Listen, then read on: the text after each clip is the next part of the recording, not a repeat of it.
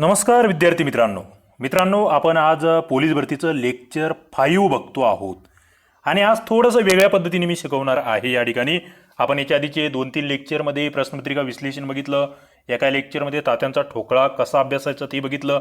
आज मी तुम्हाला जे जीके हा घटक आहे मित्रांनो, जीके अंतर्गत पंचायत राजवर काही प्रश्न येत असतात, त्यामध्ये एक अत्यंत महत्त्वाचं म्हणजे पुन्हा पुन्हा आलेले प्रश्न आहेत पंचायत राजमधील, ते म्हणजे पंचायत राज विषयक विविध समित्या या पुन्हा पुन्हा विचारल्या गेलेल्या आहेत मित्रांनो। आपल्याला आज त्यावर चर्चा करायची आहे, म्हणजे 2 बाबी या ठिकाणी आजच्या लेक्चरमध्ये कव्हर करणार आहे। पहिलं म्हणजे जे पंचायत राज आहे त्याची नेमकी उत्क्रांती कशी झाली त्या संदर्भातले मुद्दे आपण बघणार आहोत आणि फार महत्त्वाचं आहे। तुमच्यातले बरेच मुलं काय म्हणतात, सर ते जीके मध्ये एका एका विषयावर 1, 2, 3 प्रश्न येतात मॅक्झिमम। मित्रांनो, आता एक एक प्रश्न फार महत्त्वाचा असणार आहे आणि ज्यांना एका एका प्रश्नाची किंमत आहे तेच विद्यार्थी सक्सेस होणार आहे, हे पुन्हा पुन्हा सांगतो आहे, नीट लक्षात घ्या। तुम्ही जर म्हणत असाल मला 1 मार्क्सने फरक पडत नाही, मित्रांनो खूप फरक पडणार आहे, कारण की आता 100 मार्क्सला लेखी आणि 50 मार्क्सला फिजिकल आहेत, त्यामुळे लेखी अत्यंत चांगलं तुम्हाला करायचं आहे। तर आजचं लेक्चर आपल्याला या ठिकाणी अत्यंत परीक्षेभिमुख जायचं आहे। काही मुद्दे तुमच्याकडे मला अपेक्षित आहे की तुम्ही वही आणि पेन सोबत ठेवावा। काही लोक अत्यंत चांगल्या पद्धतीने सिरियसली लेक्चर बघतात, वही पेन सोबत राहू द्या, बसा व्यवस्थित आणि मी जे जे मुद्दे सांगतोय ते नोटिंग करून घ्या। नंतर मग तुमच्याकडे राज्यघटनेचं पंचायत राजचं पुस्तक असेल त्याच्यामध्ये व्यवस्थित जाऊन पुन्हा एकदा त्याला तुम्हाला रिवाइज करता येईल। ओके, तर बघा या ठिकाणी तुम्हाला पंचायत राज म्हणजे काय ते माहीत असलं पाहिजे। पहिला मुद्दा, त्याला आपण स्थानिक प्रशासन असं म्हणतो मित्रांनो। काय स्थानिक प्रशासन म्हणजे आपल्या गावातला किंवा शहरामधला जो कारभार चालतो स्थानिक, ते चालवण्यासाठी ही सिस्टीम आलेली आहे। काय आपल्या देशात जर बघितलं ना मित्रांनो, 3 स्तरावरील यंत्रणा आहे। मित्रांनो, माझ्या लेक्चर मागील उद्देश फक्त तुम्ही काय लक्षात घ्यायचा आहे की बाबा मला या विषयातलं काय वाचायचं आहे, कोणकोणते प्रश्न येतात हे मला सरांनी सांगितलेलं आहे। आता मला जाऊन ते आणखी व्यवस्थितपणे बघायचं आहे। ओके, व्यवस्थितपणे वाचायचं आहे। मग तात्यांचा ठोकळा असेल, कोणतंही पुस्तक असेल त्याच्यातून वाचायचं आहे। ओके, तुम्हाला ती कन्सेप्ट क्लिअर करून जातोय मी, पुढे घेऊन जातोय तुम्हाला। ओके, पुढे आपण बघूया या ठिकाणी 3 जे घटक आहे, पहिला आहे केंद्र सरकार, बरोबर, केंद्र, दुसरं कोणतं राज्य सरकार आणि तिसरं स्थानिक सरकार। मित्रांनो, पंचायत राज हे काय आहे, थोडक्यात स्थानिक सरकार आहे। त्याच्यातही पंचायत राज हा मुख्यतः ग्रामीण भागासाठी यूज होणारा वर्ड आहे, हे लक्षात घ्या। परंतु या संस्था ज्या आहेत त्या शहरी सुद्धा असतात आणि ग्रामीण सुद्धा असतात। आता तुम्हाला माहित आहे शहरी स्थानिक स्वराज्य संस्था कोणत्या आणि ग्रामीण कोणत्या, तुम्ही खाली कमेंट बॉक्समध्ये मला सांगायचं आहे की शहरीमध्ये कोणकोणत्या संस्था येतात, ग्रामीणमध्ये कोणकोणत्या संस्था येतात।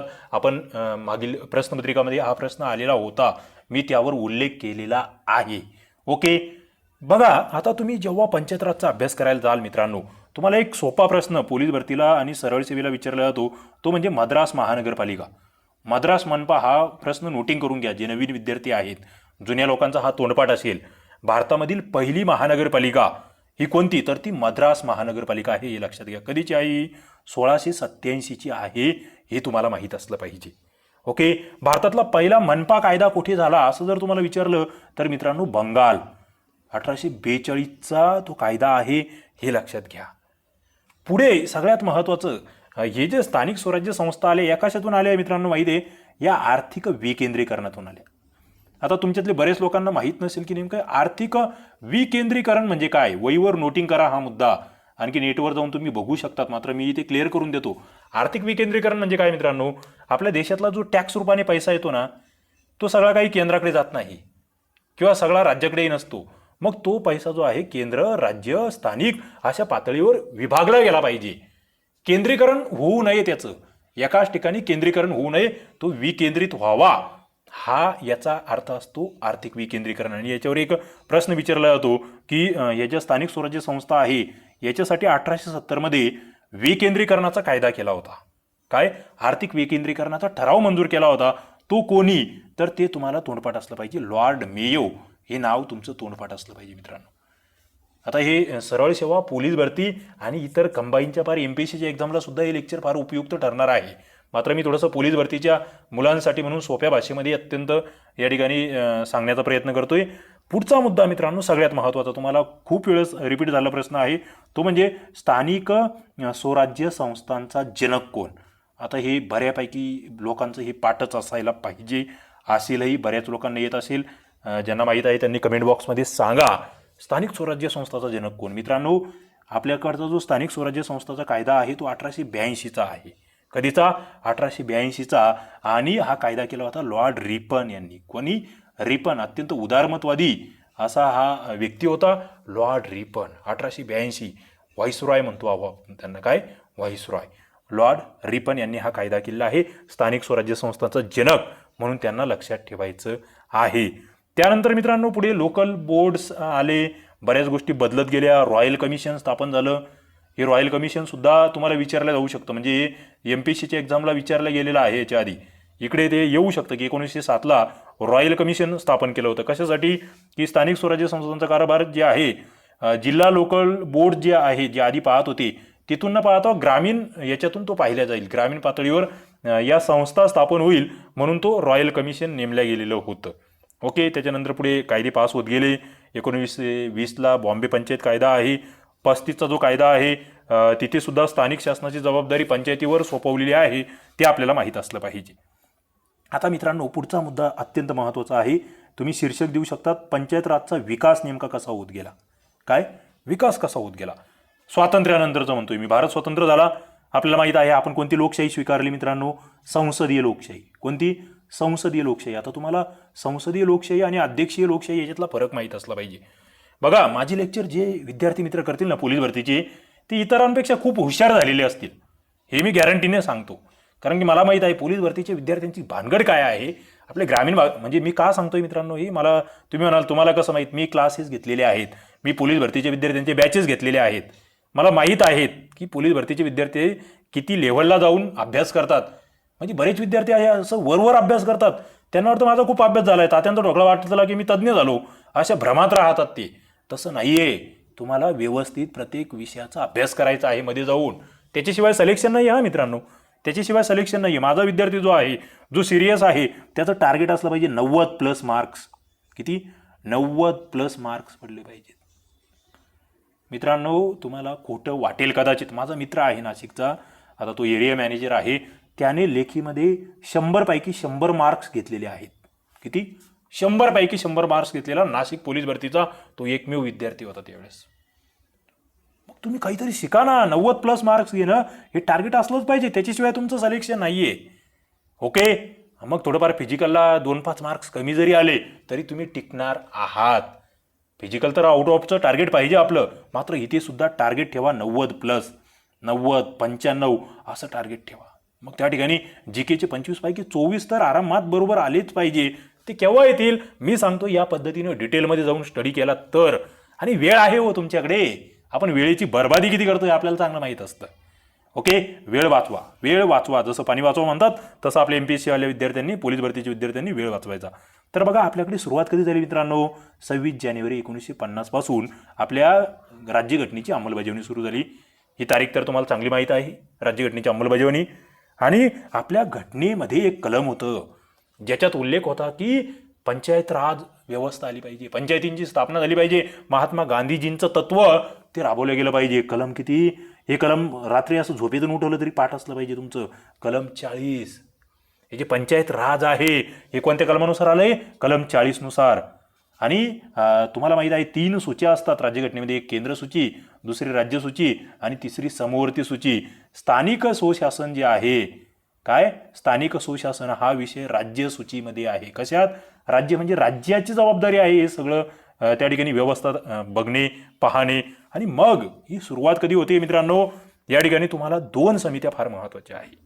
समित्यांच्या स्तरावर जर बघितलं, आपल्याकडे 1952चा एक कार्यक्रम आहे, तो खरंच तुम्ही वाचलेला नसेल कदाचित, मात्र तुम्हाला माहीत असलं पाहिजे. समुदाय विकास कार्यक्रम. म्हणजे याच्यावर एक प्रश्न आलाय, तुम्ही बघितलं ना सरळ सेवा पोलीस भरतीचे पेपर. BDO या पदाची निर्मिती कधी झाली? 1952च्या समुदाय विकास कार्यक्रमामध्ये BDO हे पद आणलं होतं. 1953ला राष्ट्रीय विस्तार सेवा नावाचा एक कार्यक्रम सुरू झाला होता. हे 2 कार्यक्रम का सांगतोय? याच्यामध्ये बीज आहे याचं. कशाचं? स्थानिक शासनाचं.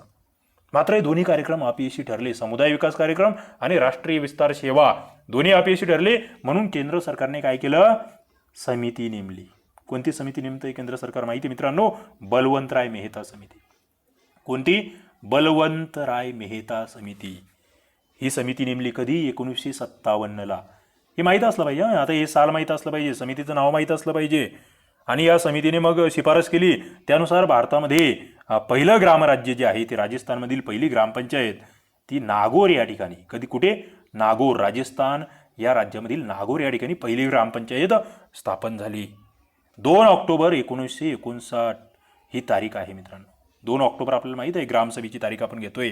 महात्मा गांधीजींची जयंती 2 ऑक्टोबर 1959.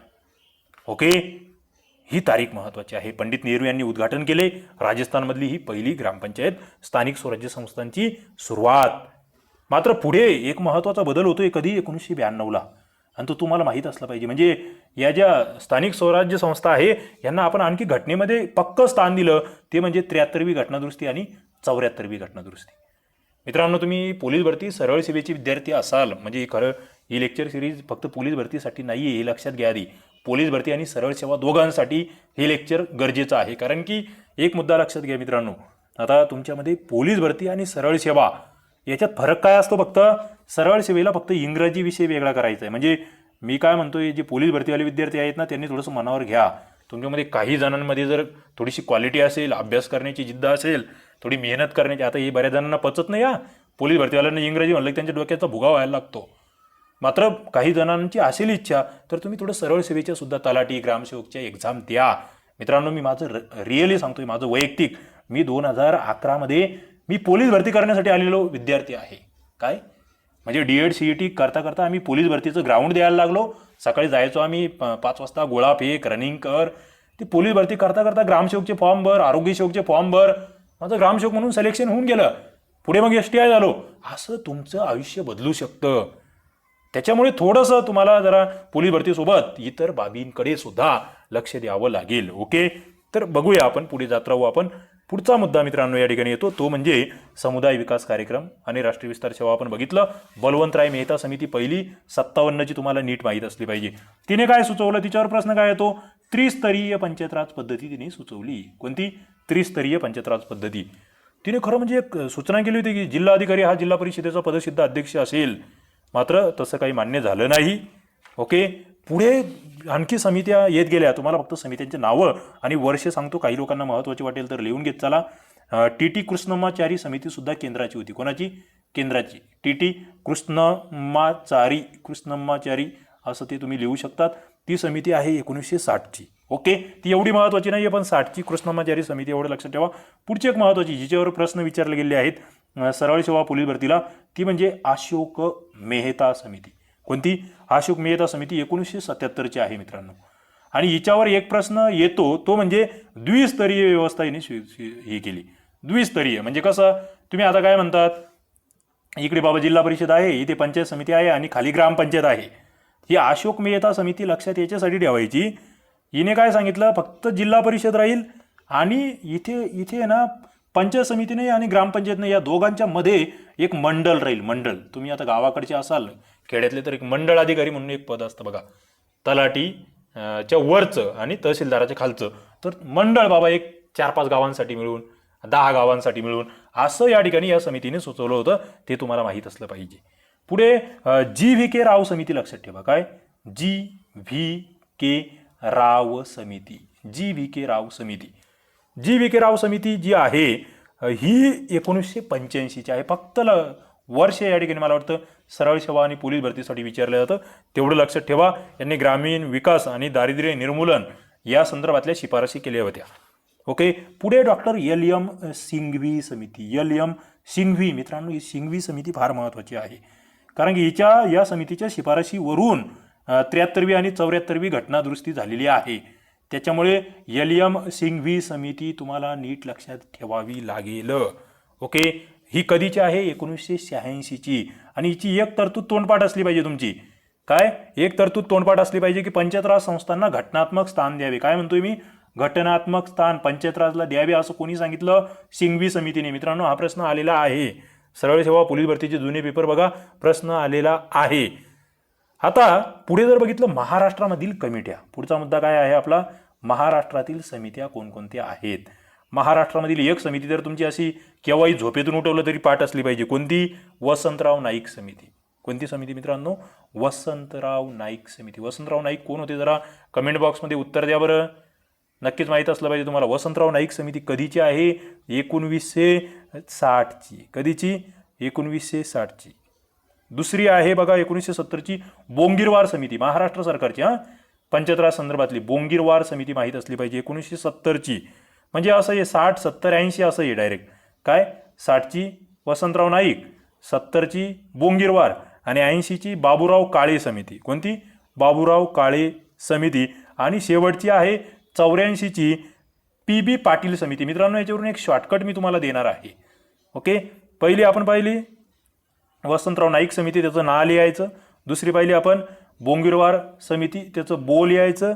त्याच्यानंतर बाबूराव काळे समिती, त्याचं का लिहायचं. आणि शेवटची सांगितलेली आहे मी PB पाटील समिती, त्याचं पा लिहायचं. आणि त्याच्यावरून शॉर्टकट तयार होतो नाबो कापा. काय? नाबो कापा. मित्रांनो हे नाबो कापा जर तुम्ही लक्षात ठेवलं तर तुमच्या या 4 समित्या सरळ सरळ लक्षात राहतात. कधीची? पहिली 60ची, दुसरी 70ची, असंच लिहून ठेवा मी लिहितोय तसं. दुसरी 70ची, तिसरी 80ची आणि चौथी 84ची. नाबो कापा. नाबो कापा. नाक कापा, नाक कापा असंही तुम्ही म्हणू शकतात. नाबो कापा असंही लक्षात ठेवू शकता. पण कापावरून तुम्हाला हे लक्षात येईल. ओके, लक्षात येतं आहे नेमकं काय. आता तुम्हाला कायद्यावरही प्रश्न विचारला, तो कायदा कधीचा आहे? जिल्हा परिषद व पंचायत समिती अधिनियम कधीचा आहे? तर मित्रांनो तो 1961चा अधिनियम आहे. कधीचा? 1961चा. आणि हे जे महाराष्ट्रामध्ये पंचायत राज व्यवस्था सुरू झाली ही 1 मे 1962ची. 1 मे 1962 ही तारीख सुद्धा बऱ्याच वेळेस विचारली गेली आहे की महाराष्ट्रात पंचायत राज व्यवस्था कधी सुरू झाली. आता तिसरा एक किती मुद्दा येतो तो म्हणजे ग्रामपंचायत अधिनियम. ग्रामपंचायत. तर मित्रांनो अशा पद्धतीने महाराष्ट्रातील ज्या समित्या आहे त्या सुद्धा फार महत्त्वाच्या आहेत. ओके, आणि शॉर्टकट जर तुम्ही चांगलं लक्षात ठेवलं तर मला वाटतं पोलीस भरती असेल किंवा सरळ सेवा दोनही ठिकाणी तुमचे प्रश्न बरोबर येण्याचे खूप चान्सेस वाढतील. तुम्हाला एक प्रश्न विचारला होता मी, वसंतराव नाईक हे कोण होते? मित्रांनो ते नंतर आपल्या महाराष्ट्राचे मुख्यमंत्री होऊन गेलेले आहेत. मात्र जेव्हा त्यांना नेमलं होतं तेव्हा ते महसूल मंत्री होते, हे तुम्हाला माहीत असलं पाहिजे. कोण? महसूल मंत्री होते, हे लक्षात ठेवा. तर अशा पद्धतीने या महत्त्वाच्या समित्या आहे.